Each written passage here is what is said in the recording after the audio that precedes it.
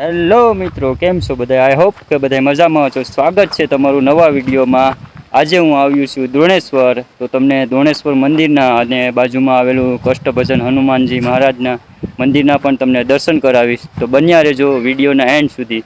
ચાલો તો આપણે પહેલાં દર્શન કરીએ. તો મિત્રો, તમારે દ્રોણેશ્વર મહાદેવના દર્શન